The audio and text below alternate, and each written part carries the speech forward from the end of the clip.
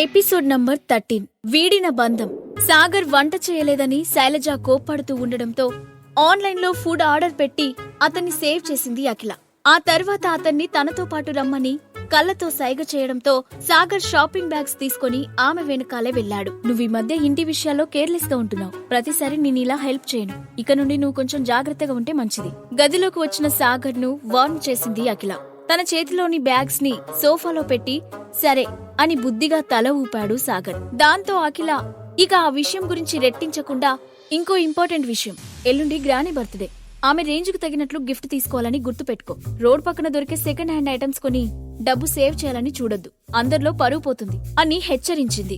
ఆ మాట వినగానే ముక్తాదేవి పుట్టినరోజే తన బర్త్డే అనే విషయం సాగర్ కి గుర్తొచ్చింది. కానీ ఆ సంగతి తన భార్యకు గాని ఆ ఇంట్లో వాళ్లకు గాని గుర్తులేదు. గడిచిన 2 ఏళ్లలో ఒక్కసారి కూడా సాగర్ తన బర్త్డే జరుపుకోలేదు. ఆ ఆలోచన రాగానే అతని మనసుకి నిరాశగా అనిపించింది. ఏం ఆలోచిస్తున్నావ్? చెప్పింది వినిపించిందా అని అఖిల పిలుపుతో తన ఆలోచనల నుండి బయటకు వచ్చిన సాగర్, హా వినిపించింది, నువ్వు చెప్పినట్లే చేస్తాను అన్నాడు సాగర్. సరే ఇక నువ్వెళ్ళు అని అఖిల చెప్పడంతో సాగర్ అక్కడి నుండి వెళ్లిపోయాడు. గ్రాండ్ కాకతీయ రెస్టారెంట్ 6 బయట డెకరేట్ చేసి ఉన్న స్టేజ్, హై లెవెల్లో చేసిన ఏర్పాట్లు, సిటీలో రిచ్ పీపుల్ మొత్తం అక్కడే ఉన్నారు. ప్రస్తుతం అక్కడ ముక్తా గ్రూప్ అధినేత ముక్తాదేవి బర్త్డే పార్టీ జరుగుతుంది. స్టేజ్ ముందున్న చైర్లో తన తల్లి పక్కన కూర్చొని ఉంది అఖిల. ఆమె ముఖంలో కొంచెం టెన్షన్ కనపడుతుంది. అప్పటికి వచ్చిన గెస్ట్లందరూ స్టేజ్ పై ఉన్న ముక్తాదేవికి ఖరీదైన గిఫ్ట్లు ఇస్తూ ఆమె బ్లెస్సింగ్స్ తీసుకుంటున్నారు. సాగర్ మాత్రం ఇంతవరకు రాలేదు. ఈరోజు పార్టీలో తమ తరపున ఇవ్వడానికి సాగర్ ఎలాంటి గిఫ్ట్ తెస్తాడో అని ఆమెకు లోపల కంగారుగా ఉంది. అతను తెచ్చే గిఫ్ట్ వల్ల తనను ఎవరూ ఇన్సల్ట్ చేయకూడదని కోరుకుంటుంది అఖిల. ఇంతలో దూరం నుండి తమ వైపే వస్తూ కనిపించాడు సాగర్. అతని చేతిలో ఒక పొడవైన చెక్క పెట్టె కనిపించింది. దానిని చూడగానే అఖిల ముఖం నీరసంగా మారిపోయింది. వెంటనే నిట్టూరుస్తూ, ఇతని సంగతి తెలిసి కూడా ఈ పని అప్పగించడం నాదే బుద్ధి తక్కువ, ఏదో డబ్బా పట్టుకొచ్చాడు అని తనలో తానే విసుక్కొని తల పట్టుకుంది. అక్కడికి వచ్చిన సాగర్ నవ్వుతూ అఖిల పక్కనే ఉన్న చైర్లో కూర్చున్నాడు. శైలజ అతని చేతిలో ఉన్న పెట్టెను చూసి ముఖం చిట్లిస్తూ, ఈ పెట్టెలో ఏం తీసుకొచ్చావ్? కనీసం గిఫ్ట్ ప్యాక్ చేయించాలని కూడా తెలియదా? ఇలా ఎవరైనా పెట్టెను మోసుకొని బర్త్డే పార్టీకి వస్తారా అని గొనిగింది. సాగర్ చిన్నగా తలగొక్కొని, సారీ అత్తయ్య, గిఫ్ట్ నా చేతికి వచ్చేటప్పటికి లేట్ అయింది, అందుకే గిఫ్ట్ ప్యాక్ చేయించలేకపోయాను. కానీ బాక్స్ ముఖ్యం కాదు, అందులో ఉన్న గిఫ్ట్ చాలా ముఖ్యమైంది, ఒకసారి చూస్తారా అంటూ హడావుడిగా ఆ పెట్టెను ఓపెన్ చేయబోయాడు. కానీ అఖిల వెంటనే అతన్ని ఆపుతూ, వద్దు, ఇక్కడ ఓపెన్ చేయకు. కాసేపట్లో మన ఫ్యామిలీ వాళ్ళంతా గిఫ్ట్ ఇవ్వడం మొదలు పెడతారు. అప్పుడు దీన్ని కూడా ఆ ప్రెజెంటేషన్స్ లో కలిపే, అది చాలు అని చెప్పింది. ఆ చెక్క బాక్స్ లో ఏముందో అఖిల చూడాలని అనుకోలేదు. దాన్ని చూస్తే ఆమె ఇంకా డిసప్పాయింట్ అవుతానని అనుకుంది. ఎప్పట్లాగే ఆమె తనను తక్కువ అంచనా వేయడంతో సాగర్ నిస్సహాయంగా నిట్టూస్తూ సరే అని మాత్రమే అన్నాడు.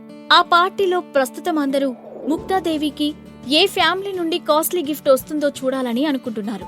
ఇప్పుడు స్టేజ్ పైకి వెళ్లిన నీలిమ తన వైపు నుండి ముక్తాదేవికి ఒక పెద్ద జేడ్ లాకెట్ ను గిఫ్ట్ గా ఇవ్వగా, స్వరూప్ ఒక యాంటిక్ బుద్ధ విగ్రహాన్ని గిఫ్ట్ గా ఇచ్చాడు. నీలిమ ఇచ్చిన లాకెట్ ను చూసి ముక్తాదేవి కళ్ళు సంతోషంతో విప్పారాయి. వెంటనే ఆమె నీలిమను దగ్గరకు తీసుకుని తలపై నిమురుతూ, మన ఫ్యామిలీలో నువ్వు చాలా తెలివైన దానివి, అందుకే నువ్వంటే నాకు చాలా ఇష్టం. కానీ ఆడపిల్లవి కదా, నిన్ను ఎంత ఇష్టపడినా ఏదో ఒకరోజు పెళ్లి చేసుకుని మమ్మల్ని వదిలిపెట్టి వెళ్లిపోతావు అంటూ ఎమోషనల్ గా మాట్లాడింది. ఆ మాటలకు నీలిమ కళ్ళు వెంటనే ఎర్రబడ్డాయి. ఆమె చూపించిన ప్రేమకు ఉప్పొంగిపోయి ముక్తాదేవి చేతిని పట్టుకొని, అమ్మమ్మా, ఇలాంటి మాటలు ఎందుకు మాట్లాడుతున్నావు? నేను ఎక్కడికి వెళ్ళను, ఎప్పటికీ నీ పక్కనే ఉంటాను అని ప్రేమగా చెప్పింది. ఆ దృశ్యం చూస్తున్న వారందరికీ నీలిమ అంటే ముక్తాదేవికి ఎంత ప్రేమ ఉందో అర్థమైంది. ఆ తర్వాత స్టేజ్ దిగి వచ్చిన నీలిమ సాగర్ పక్కనే ఉన్న చైర్లో కూర్చుంది. కైరో రాజవంశానికి చెందిన లాకెట్ ను గిఫ్ట్ గా ఇచ్చారు, నాట్ బ్యాడ్. నీలిమ వైపు చూసి నవ్వుతూ అన్నాడు సాగర్. ఆ మాటలు వినగానే అతని వైపు ఇంట్రెస్ట్ గా చూసింది నీలిమ. అందరిలాగే ఆమె దృష్టిలో కూడా సాగర్ ఒక పనికిరాని ఇల్లరికపు అల్లుడు.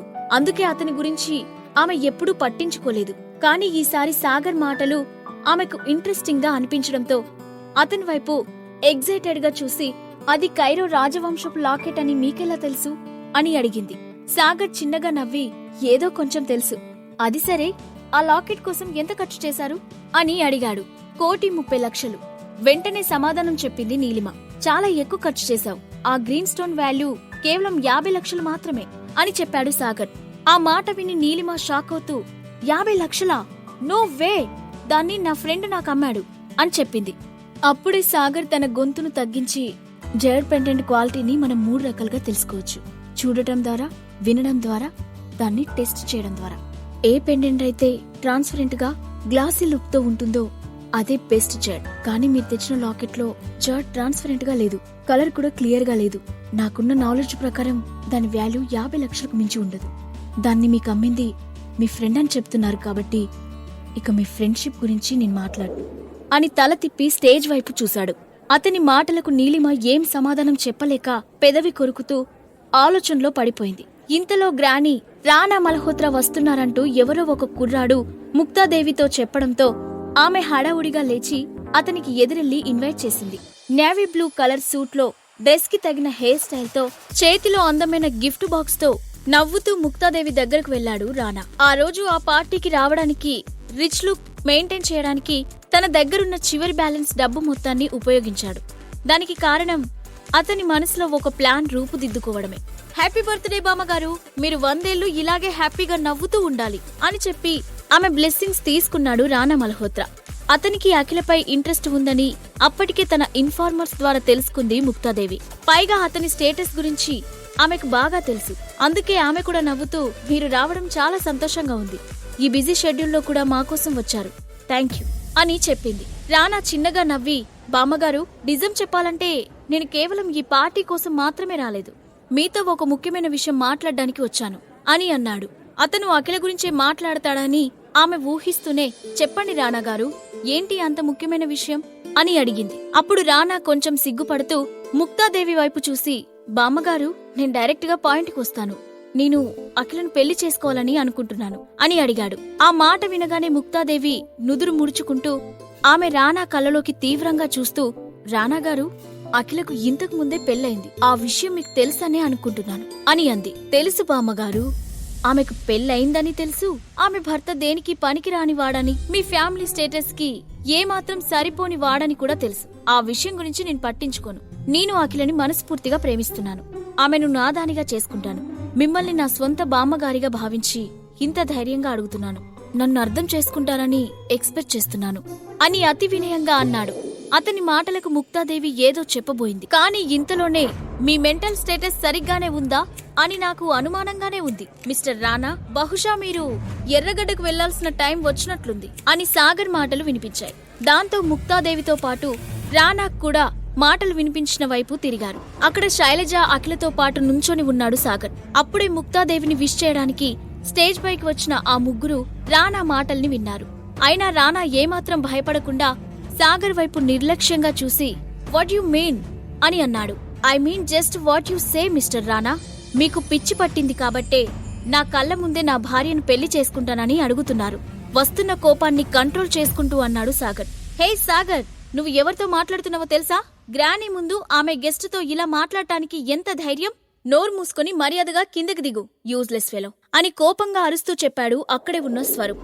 ఆ మాటకు సాగర్ చిన్నగా నవ్వి, నేను యూజ్లెస్ అయి ఉండొచ్చు, కానీ స్వప్నలో కంపెనీకి అవసరం లేనంత యూజ్లెస్ మాత్రం కాదు అని అన్నాడు. ఆ మాట వినగానే కోపంతో రెచ్చిపోయిన స్వరూప్, పెళ్ళాం డబ్బుతో బతికే పనికిరాని వాడివి నన్నే అంత మాట అంటావా అని అంటూ ఆవేశంగా సాగర్ వైపుకు దూసుకువచ్చాడు. క్షణాల్లో అక్కడి వాతావరణం వేడెక్కింది. వచ్చిన గెస్ట్లందరూ వాళ్ల వైపే చూడటం మొదలుపెట్టారు. స్వరూప్ ముక్తాదేవి గారాల పట్టి అని అందరికీ తెలుసు. అందుకే అతన్ని ఎవరు ఒక్క మాట కూడా మాట్లాడే సాహసం చెయ్యరు. ముక్తాదేవి అండ చూసుకుని స్వరూప్ కూడా చిన్నతనం నుండే ఎవర్నీ లెక్క చేసేవాడు కాదు. అందరితో గొడవలు పెట్టుకుంటూ ఉండేవాడు. ఆ సమయంలోనే సిటీలోని కొంతమంది రౌడీ గ్యాంగ్లతో అతనికి పరిచయాలు కూడా ఏర్పడ్డాయి. అందుకే అతని కోపం చూసిన అక్కడి వారంతా భయపడుతూ, ఈరోజు సాగర్ పని అయిపోయింది అని ఒకరితో ఒకరు గుసగుసలాడుకోవడం మొదలుపెట్టారు. మరోవైపు అఖిల కూడా సాగర్ షర్ట్ పట్టుకొని లాగి, ఇంకా ఇక్కడే నుంచొని ఏం చేస్తున్నావు? అతనితో గొడవపడి తన్నులు తినకు, త్వరగా ఇక్కడి నుండి వెళ్తాం పదా అని అంది. ఆ క్షణం సాగర్కు ఏదైనా అవుతుందేమో అని ఆమె గుండె వేగంగా కొట్టుకుంటుంది. అతని గురించి తాను ఎందుకంత భయపడుతుందో ఆమెకు కూడా అర్థం కాలేదు. కాని అఖిల మాట విని కూడా సాగర్ కదలకుండా అక్కడే నిలబడ్డాడు. ఈలోగా అక్కడికి వచ్చిన స్వరూప్ కోపంగా పిడికిలి బిగించి సాగర్ ముఖంపై కొట్టబోయాడు.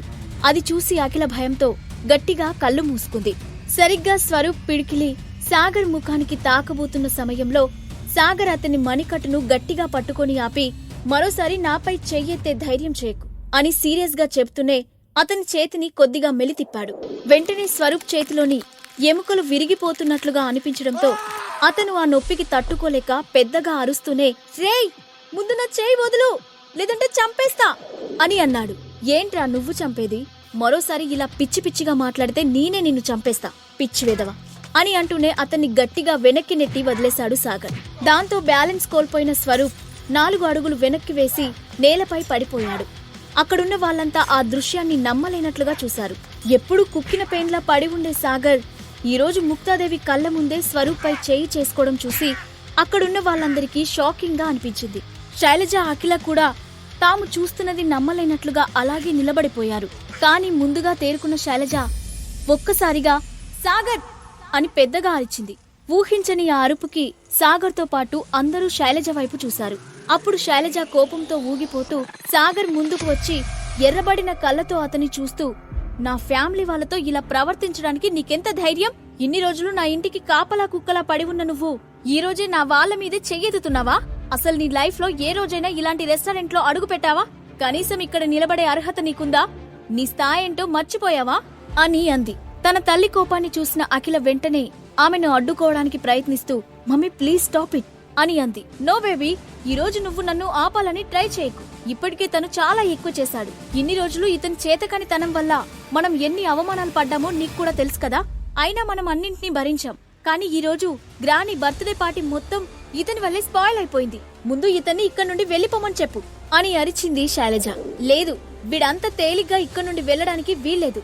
ఈ రోజు వీడి ప్రాణం తీయకపోతే నా పేరు స్వరూప్ కాదు. అప్పుడే తన కజిన్స్ సహాయంతో పైకి లేచి నుంచున్న స్వరూప్ కోపంగా అంటూనే తన మొబైల్ తీసి ఎవరికో కాల్ చేశాడు. సాగర్ ఒక్క మాట కూడా మాట్లాడకుండా స్వరూప్ వైపు ఒక్కసారి సూటిగా చూశాడు. అతని కళ్ళలో కోపాన్ని చూసి స్వరూప్ తనకు తెలియకుండానే ఒక్క అడుగు వెనక్కి వేశాడు.